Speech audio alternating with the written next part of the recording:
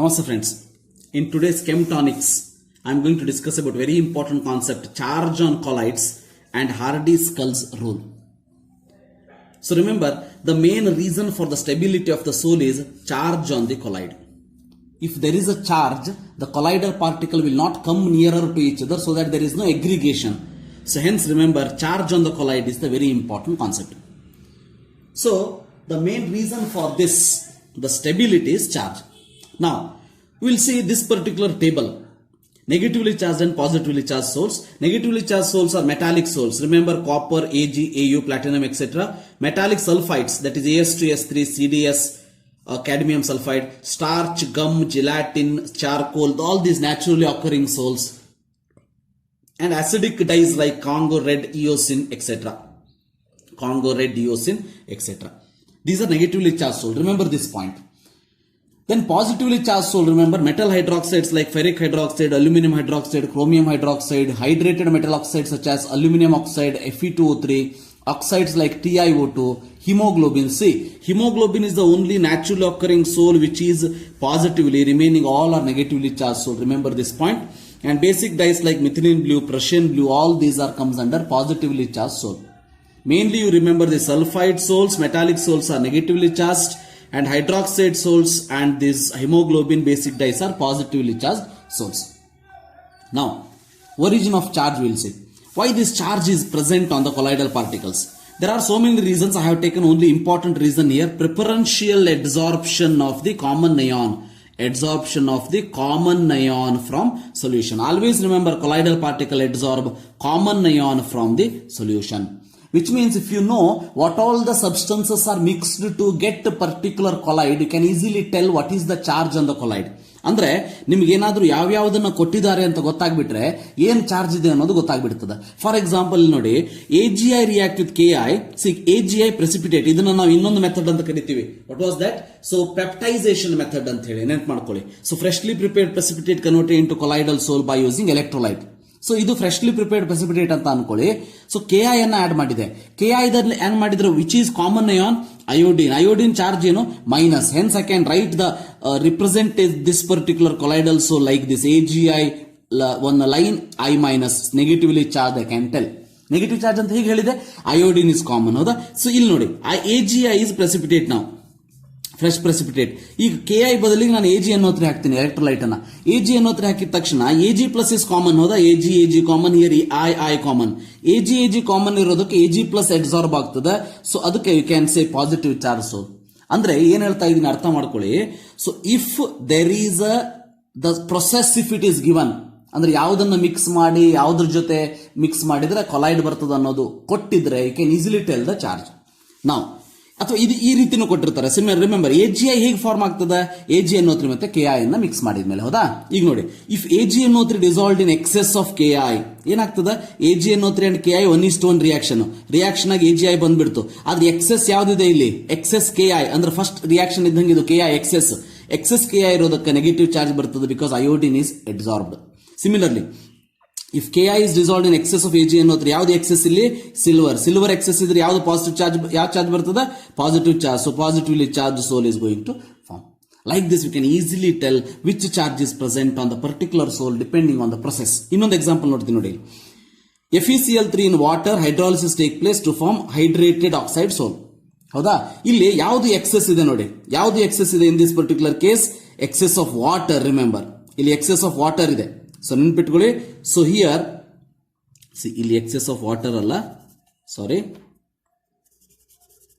ಇಲ್ಲಿ in this case FeCl3 in water, I will take FeCl3 excess. FeCl3 excess ತಗೋತೀನಿ ನಾನು. FeCl3 excess ತಗೊಂಡಾಗ Fe common ion ಆಯ್ತು. ಹೌದಾ? Fe ಕಾಮನ್ ಅಯಾನ್ ಆಗಿರೋದಕ್ಕೆ Fe3 plus will absorb on this. So you are going to get positive charge. So remember FeCl3 plus water, it is going to form FeOH thrice. So FeOH thrice ಅಲ್ಲಿ FeCl3 excess ಇರೋದಕ್ಕೆ you will get Fe3 plus charge positive. ಅದನ್ನ ನಾನು NaOH ಹಾಕಿದ್ರೆ Fe2O3 excess 2 ಅಂದ್ರೆ ಇದನ್ನ ಹೀಗೂ ಬರೀಬಹುದು ನಾನು. I can write it like this also, FeOH thrice ಅಂತ ಹೇಳಿ. ಸೊ ಇದರಲ್ಲಿ OH ಕಾಮನ್ ಇದೆ. ಹೌದಾ? ಅದಕ್ಕೆ you can say negative charge is present. ಅಂದ್ರೆ ಯಾವ್ದನ್ನ ಯಾವ್ದ್ರ ಜೊತೆ ಮಿಕ್ಸ್ ಮಾಡಿದಾರೆ ಅಂತ ಕೊಟ್ಬಿಟ್ರೆ you can easily tell. So once the question was asked like this, If the question is like AgI sol is formed by mixing AgNO3 and Ki, which of the following results in negatively charged sol? See, AgI is formed by AgNO3 and Ki, which is negative charge. See, 0.1, same concentration is there, so it will not form colloid at all. Remember, there is no formation of colloid. This is also important point. ನೆನ್ಪಿಟ್ಕೊಳ್ಳಿ, ಎರಡನ್ನು same concentration ಹಾಕಿದ್ರೆ colloid formation ಆಗೋದಿಲ್ಲ. So remember this also same concentration, so no colloid formation take place. Then ಉಳಿದಿದ್ದೇನು 0.2 Ag 0.1 Ki. So ಅಂದ್ರೆ ಇಲ್ಲಿ excess ಯಾವ್ದಿದೆ, AgI ಆಗ್ಬಿಡ್ತದೆ. Excess ಯಾವ್ದಿದೆ, Ag. Because of that reason remember it is positively charged sol, but ನಮಗೆ ಬೇಕಾಗಿರೋದು negative charge sol. Hence the answer should be this. Remember, ಯಾಕಂದ್ರೆ Ki excess ಇದೆ, 0.2 negatively charged sol. Like this we can easily identify. Next we'll see coagulation or flocculation. Remember one thing, ಎರಡು ಒಂದೇ ಗೊತ್ತಿರಲಿ, both are same. So what is coagulation? Process of settling of colloidal particle. So what happens whenever the colloidal particle settle down? Remember, there is a accumulation of colloidal particle take place. Nothing but aggregation, ಒಂದ್ರ ಜೊತೆ ಒಂದು mix ಆಗಿಬಿಡ್ತದೆ. So aggregation of colloidal particle take place to form more than the colloidal particle size. Andre 1 to 1000 nanometer is colloid. More than 1000 nanometer agi ultimately settled as precipitate. That is the process called as coagulation, which means coagulation is the settling of colloidal particle. So best method of the coagulation is addition of electrolyte. Other than these methods we have, but those methods I have not discussed here because here main intention is to discuss Hardy-Sculls rule. ಅದಕ್ಕೆ ಇನ್ನೇನಾದರೂ detail explanation ಬೇಕಂದ್ರೆ ನನ್ನ the surface chemistry chapter ನ already discuss ಮಾಡಿದ್ದೀನಿ, final punch series ಅಂತ ಹೇಳಿ ಅದನ್ನ ನೋಡ್ಕೊಳ್ಳಿ. Now in this case, for example, just imagine to coagulate negatively charged arsenium sulfide sol, electrolyte like these three are added, NaCl, BaCl2, AlCl3 is added. ಅಥವಾ positively charge sol ಇದೆ FeOH thrice, ಇದಕ್ಕೆ electrolyte NaCl, BaSO4 ಇಲ್ಲ Na3PO4 is added. ಈಗ ಇವು ಮೂರು electrolyte ಇದೆ ಹೌದಾ, ಇವು ಮೂರು electrolyte which one is having more power to coagulate, which one is having more power to coagulate? See, that we will see. See here, although it is having positive negative ion, this is negatively charged, correct? Negatively charged. Because of that reason, more active ion or coagulating ion, what we can call it as coagulating ion. Which one? So it may be Na plus or Ba2 plus or Al3 plus. Remember, Cl, it will never coagulate because it is also negative, this is also negative. Leave it. See here, coagulating ions are, remember, either Cl minus or SO4 2 minus or PO4 3 minus, which means its power to coagulate, the ability to coagulate depending on this charge Na plus 2 plus 3 plus. ಯಾವುದು best coagulate ಅಂದ್ರೆ ಯಾವುದು ಕಡಿಮೆ amount ಸಾಕು, correct ಕೇಳಿಸ್ಕೊಳ್ಳಿ, ಯಾವುದು ಕಡಿಮೆ amount ಸಾಕು ಅದು ಜಾಸ್ತಿ coagulate ಈಸಿಲಿ ಮಾಡ್ತದೆ. For example, just imagine, I will give an example. ಈಗ ನೆಗೆಟಿವ್ ಚಾರ್ಜ್ ಇದೆ, ನಮ್ಮ ಹತ್ರ 12 ನೆಗೆಟಿವ್ ಚಾರ್ಜ್ ಇದೆ ಅಂತ ಅನ್ಕೊಳ್ಳೋಣಂತೆ. 12 ನೆಗೆಟಿವ್ ಚಾರ್ಜ್ ಯಾವ್ದ್ರ ಮೇಲಿದೆ? As2S3 ಮೇಲೆ. ಈ NaCl ಆದ್ರೆ ನನಗೆ ಎಷ್ಟು NaCl ಬೇಕು? ಸಿ 12 ನೆಗೆಟಿವ್ ಅಂದ್ರೆ ನನಗೆ 12 ಪಾಸಿಟಿವ್ ಬೇಕು ಹೌದಾ? ಸೊ 12 NaCl ಅನ್ನು ನಾನು ಆಡ್ ಮಾಡಬೇಕು, ಕರೆಕ್ಟಾ? ಈಗ Ba2 ಪ್ಲಸ್ ಅಂದ್ರೆ 12 ಅನ್ನು ನ್ಯೂಟ್ರಲೈಸ್ ಮಾಡೋದಕ್ಕೆ I have to add 6 BaCl2. ಯಾಕಂದ್ರೆ ಒಂದು BA ದಿಂದ 2 ಪ್ಲಸ್ ಸಿಗ್ತದ, ನನಗೆ 12 ಮೈನಸ್ ಬೇಕು ಅಂದ್ರೆ 12 ಪ್ಲಸ್ 6 ಇಂಟು 2. ಇಲ್ಲಿ ನೋಡಿ, ನನಗೆ 12 ನೆಗೆಟಿವ್ ಬೇಕಂದ್ರೆ ಇಲ್ಲಿ 12 ಪಾಸಿಟಿವ್ ಬೇಕಂತಂದ್ರೆ ಓನ್ಲಿ 4 AlCl3 is enough. ಅಂದ್ರೆ ಯಾವುದು best electrolyte? This one is the best electrolyte. Best electrolyte ಯಾಕೆ? Required in the less quantity. See, this is called as coagulation power, ability. See here also I can tell in this particular case, so coagulating power order, if I write, see, ಜಾಸ್ತಿ charge ಯಾವುದಕ್ಕಿದೆ? PO4 3 minus more than SO4 2 minus more than Cl minus. ಕರೆಕ್ಟಾ? ಈ ಒಂದು relationship ಅನ್ನ, ಅಂದ್ರೆ charge on the active ion ಅಥವಾ coagulating ion and coagulating power, that relationship is given by Hardy-Sculls. Then hence it is known as Hardy-Sculls rule. Once I read, see, greater the charge on the coagulating ion, greater is its coagulating power. Similarly, here, greater the charge, greater the coagulating power, greater the charge, greater the coagulating power. That is only he told. Or greater the valency of active ion. Once again, active ion is nothing but coagulating ion. Greater the valency, greater is its coagulating power. So that I can write it like this. Coagulating power directly proportional charge on ion, or flocculating power answer karibodu. Flocculating power directly proportional to charge on the ion. Now, one order you can see, for example, ಈಗ negative charge sol ಇದೆ ನಮ್ಮ ಹತ್ರ, negative charge sol ಇದೆ. ಹಾಗಾದ್ರೆ coagulating power order ಏನು? Al3 plus more than Ba2 plus more than Na plus. Negative positive charge sol ಇದೆ, ಯಾವುದು order? PO4 3 minus more than SO4 2 minus more than Cl minus. Remember that. ಇದು ನಾವಿಲ್ಲಿ ತನಕ ಮಾತಾಡಿದ್ದೇನೋ coagulating power ಬಗ್ಗೆ. Remember, ability, power ಅಂದ್ರೆ. ಈಗ ನಾವು ಮಾತಾಡ್ತೀವಿ ವ್ಯಾಲ್ಯೂ ಬಗ್ಗೆ. ವ್ಯಾಲ್ಯೂ ಅಂದ್ರೆ ಅಮೌಂಟ್. ರಿಮೆಂಬರ್, ಯಾವಾಗಲೂ ಅಮೌಂಟ್ ಮತ್ತೆ ವ್ಯಾಲ್ಯೂ ಎರಡು ಒಂದೇ. Amount value with power inversely related, ನೆನ್ಪಿಟ್ಕೊಳ್ಳಿ. So for example, you can see here minimum concentration of an electrolyte in millimoles per liter required to coagulate given colloid. See, minimum concentration of the electrolyte needed to coagulate the soul. ಇಷ್ಟೇ ನೆನ್ಪಿಟ್ಕೊಳ್ಳಿ. ಅಂದ್ರೆ amount of electrolyte needed to coagulate the sol. ಈಗ just imagine, ಇಲ್ಲಿ ನಮಗೆ ಕೊಯಾಗುಲೇಟಿಂಗ್ power Al3+ ಜಾಸ್ತಿ ಇದೆ ಅಂದ್ರೆ ಯಾಕೆ ಅಂತ ಹೇಳಿದ್ವಿ? ಯಾಕಂದ್ರೆ ವ್ಯಾಲ್ಯೂ ಬಹಳ ಕಡಿಮೆ ಇದೆ ಅದಕ್ಕೆ. ಸಿ, ವ್ಯಾಲ್ಯೂ ಅಂದ್ರೆ ಇದು, ಸಿ 4 ಅನ್ನೋದು ವ್ಯಾಲ್ಯೂ. ಎಷ್ಟು ಬೇಕು ನಮಗೆ? ಓನ್ಲಿ 4 ಬೇಕು. ವ್ಯಾಲ್ಯೂ ಬಹಳ ಕಡಿಮೆ ಇದೆ, ಅಮೌಂಟ್ ಬಹಳ ಕಡಿಮೆ ಇದೆ. NaCl ಆದ್ರೆ ಎಷ್ಟು ಬೇಕು ನಮಗೆ? 12 ಬೇಕು. 12 ಅಂದ್ರೆ ವ್ಯಾಲ್ಯೂ ಜಾಸ್ತಿ ಇದೆ, ಹೌದಾ? ಸೊ ಇದೇ ಪವರ್ ಮತ್ತೆ ವ್ಯಾಲ್ಯೂ ಮಧ್ಯೆ ಇರುವಂತಹ difference. See, if coagulating power is more than coagulating value is always less. ಇದು ಬಹಳ ಕನ್ಫ್ಯೂಷನ್ ಆಗುವಂತದ್ದು ಸ್ಟೂಡೆಂಟ್ಸ್ಗೆ. ಜನರಲಿ ಎಕ್ಸಾಮ್ ಒಳಗೆ ವ್ಯಾಲ್ಯೂ ಕೇಳಿದ್ರೆ ಪವರ್ ಆರ್ಡರ್ ಕೊಡ್ತಾರೆ, ಪವರ್ ಕೇಳಿದ್ರೆ ವ್ಯಾಲ್ಯೂ ಆರ್ಡರ್ನ ಮಾರ್ಕ್ ಮಾಡಿ ಬರ್ತೀರಿ ಎಕ್ಸಾಮ್ ಅಲ್ಲಿ. Just you have to be very clear. See, coagulating, flocculating value direct inversely proportional to coagulating power, 1 by inversely proportional to coagulating power. As coagulating power more, then coagulating value is less. ನೆನ್ಪಿಟ್ಕೊಳ್ಳಿ ಆ ಮಾತನ್ನ. ಅಥವಾ ಹೀಗೂ ಬರೀಬಹುದು, coagulative value ಮತ್ತು charge ಹೇಗೆ relation, ಇವೆರಡು direct ಅಂತ ಅಂದಮೇಲೆ coagulation value and charge inversely proportional, coagulation and coagulation power also inversely proportional. Remember, ಇನ್ನೊಂದ್ಸಲ ಕ್ಲಿಯರ್ ಮಾಡಿಬಿಡ್ತೀನಿ. ಪವರ್ ಅಂದ್ರೆ ಎಬಿಲಿಟಿ ಯಾವುದಕ್ಕೆ ಜಾಸ್ತಿ ಇರ್ತದೆ, ಯಾವುದಕ್ಕೆ ವ್ಯಾಲ್ಯೂ ಕಡಿಮೆ ಇರ್ತದೆ. ಅಂದ್ರೆ ಅಮೌಂಟ್ ಕಡಿಮೆ ಸಾಕು. ಅಮೌಂಟ್ ಯಾವುದಕ್ಕೆ ಕಡಿಮೆ ಸಾಕು, ವ್ಯಾಲ್ಯೂ ಯಾವುದಕ್ಕೆ ಅಂದ್ರೆ ಪವರ್ ಯಾವುದಕ್ಕೆ ಜಾಸ್ತಿ ಇರ್ತದೆ ಅದಕ್ಕೆ. ಪವರ್ ಜಾಸ್ತಿ ಇದ್ರೆ ಅಮೌಂಟ್ ಕಡಿಮೆ ಸಾಕು. Remember, Na plus power is very less. ಅಂದ್ರೆ ಅಮೌಂಟ್ ಎಷ್ಟು ಬೇಕು, ಇದು ಜಾಸ್ತಿ ಬೇಕು ಅಮೌಂಟ್, ಗೊತ್ತಿರಲಿ Na+. ಅದೇ ರೀತಿ ಈ ಕ್ವಶನ್ ನೋಡೋಣತೆ. Which of the following is most effective in coagulating gold sol? See, ಯಾವ ಚಾರ್ಜ್ ಅಂತ ಕೊಟ್ಟಿಲ್ಲ, ಹೌದಾ? ಅದಕ್ಕೆ ನಾ ಹೇಳಿದ್ದು ಇದನ್ನ ನೆನ್ಪಿಟ್ಕೊಳ್ಬೇಕು. ಗೋಲ್ಡ್ ಸೋಲ್ ಅಂದ್ರೆ ಯಾವ ಚಾರ್ಜ್ ಇದು? Negative charge. ನೆನ್ಪಿಟ್ಕೊಳ್ಳಿ, metallic sols are negative charge. ಅಂದ್ರೆ ಗೋಲ್ಡ್ ಸೋಲ್ ಇಸ್ ನೆಗೆಟಿವ್ ಅಂದಂಗಾಯ್ತು. ಹಾಗಾದ್ರೆ ನಾವು ಯಾವ್ದನ್ನ ನೋಡ್ಬೇಕು ಈಗ? ಪಾಸಿಟಿವ್ ಚಾರ್ಜ್ ಇರೋದು ನೋಡ್ಬೇಕು, ಹೌದಾ?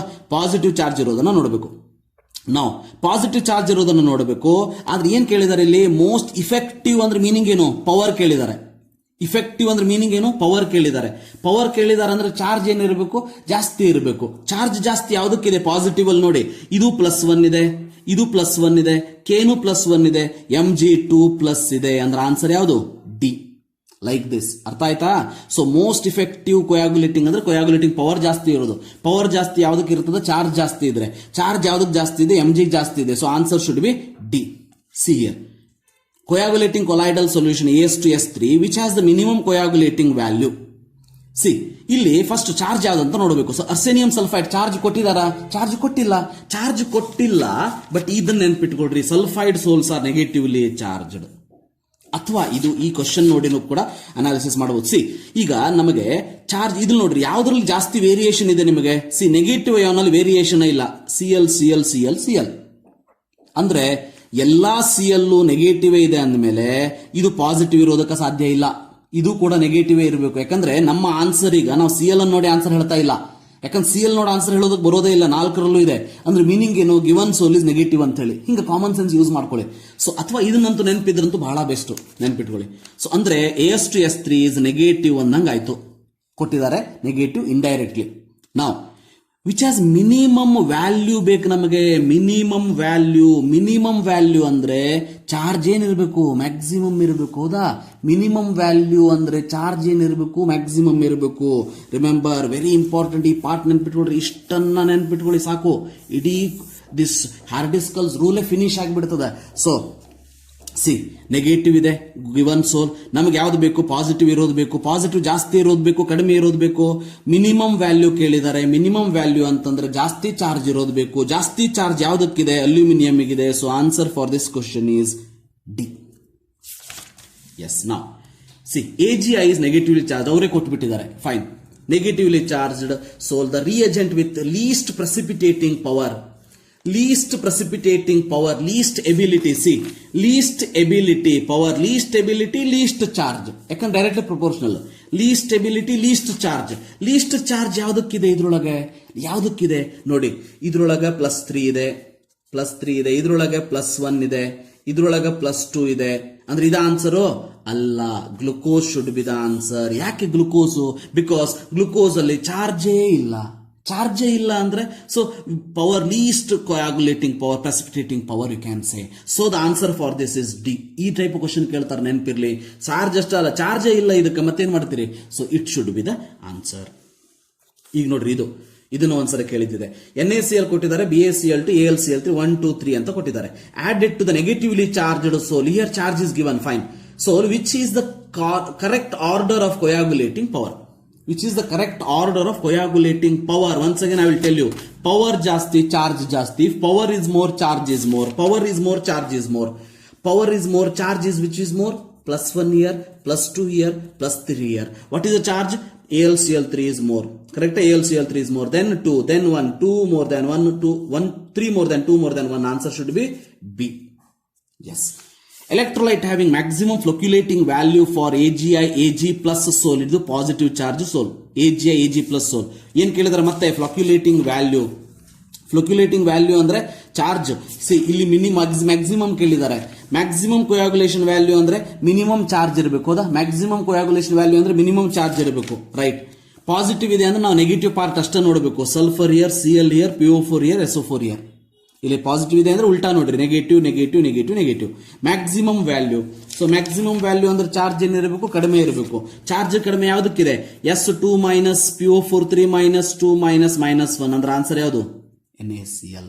Understood? Very important. Then, which of the following electrolytes will have maximum flocculating value for FeOH trisol? Once again, FeOH trisol charge ಕೊಟ್ಟಿಲ್ಲ ಅಂದ್ರೆ ಏನ್ ಮಾಡಬೇಕು? ಸಿ, ಇದನ್ನ ನೆನ್ಪಿಟ್ಕೋಬೇಕು. FeOH thrice positive. ಇದು ನೆನಪಿರ್ಲಿಲ್ಲ ಅಂದ್ರೆ ಹೇಳ್ತೀನಿ. ಕಾಮನ್ ಸೆನ್ಸ್ ನೋಡಿ, ಇಲ್ಲಿ ಕಾಮನ್ ಸೆನ್ಸ್ ನೋಡಿ. ಯಾವ್ದ್ರಲ್ಲಿ ವೇರಿಯೇಷನ್ ಇಲ್ಲ? Na+1, K+1, NH4+1 ಅಂದ್ರೆ 4+1 ಇದೆ. ಯಾವ್ದನ್ನು ಸೆಲೆಕ್ಟ್ ಮಾಡ್ತೀರಿ? ಹೌದಾ? ಅಂದ್ರೆ ಇದ್ರ ಮೇಲೆ ಮೈನಸ್ ಇಲ್ಲ, ಇದ್ರ ಮೇಲೆ ಪ್ಲಸ್ಸೇ ಇದೆ. So it should be positive charge sol. ಅಂದ್ರೆ ನಾವು ಯಾವುದನ್ನ ತಲೆಯಲ್ಲಿ ಇಟ್ಕೊಂಡು ಆನ್ಸರ್ನ ಹುಡುಕ್ತಿವಿ? ನೆಗೆಟಿವ್ ಅನ್ನ. ಯಾಕಂದ್ರೆ ಇಲ್ಲಿ 4 ಪಾಸಿಟಿವ್ ಇದೆ. 4 ಪಾಸಿಟಿವ್ ಇದೆ ಅಂದ್ರೆ 4 ಆನ್ಸರ್ ಆಗಬೇಕು. ಹೌದಾ? ಸೇಮ್ ಪವರ್ ಆಗಬೇಕು. ಅಂದ್ರೆ ಮೀನಿಂಗ್ ಏನು? Here it should be positive. ನಾವು ನೆಗೆಟಿವ್ ಅನ್ನ ನೋಡಬೇಕು. ನೆಗೆಟಿವ್ ನೋಡಬೇಕು ಅಂದ್ರೆ Cl-1, S2 minus, PO4 3 minus, SO4 2 minus. ಕರೆಕ್ಟಾ? ಈಗ ನಮ್ಗೆ ಏನ್ ಬೇಕು? Maximum value. See, once again, maximum value ಅಂದ್ರೆ ಲೀಸ್ಟ್ ಚಾರ್ಜ್. ಏನೋ ಮ್ಯಾಕ್ಸಿಮಮ್ ವ್ಯಾಲ್ಯೂ ಅಂದ್ರೆ ಲೀಸ್ಟ್ ಚಾರ್ಜ್ ಯಾವ್ದಕ್ಕಿದೆ? Cl-1 ಗಿದೆ. ಆನ್ಸರ್ ಯಾವುದು? This one. See, maximum coagulation value ಇದೆ. ಏನಾದ್ರೂ ಮ್ಯಾಕ್ಸಿಮಮ್ ಕೋಯಾಗುಲೇಷನ್ ಪವರ್ ಕೇಳಿದ್ರೆ ಆನ್ಸರ್ ಯಾವುದು? ಇದು. ಪವರ್ ಕೇಳಿದ್ರೆ ಆನ್ಸರ್ ಯಾವುದು? ಇದು. ವ್ಯಾಲ್ಯೂ ಕೇಳಿದ್ರೆ ಆನ್ಸರ್ ಯಾವುದು? ಇದು. So this is about charge on the colloids and the Hardiscal's rule. I hope you understood this very important concept. So you have to practice this. And if you have visited to my channel for the first time, so subscribe to my channel and share to your friends also. Thank you. Have a nice day.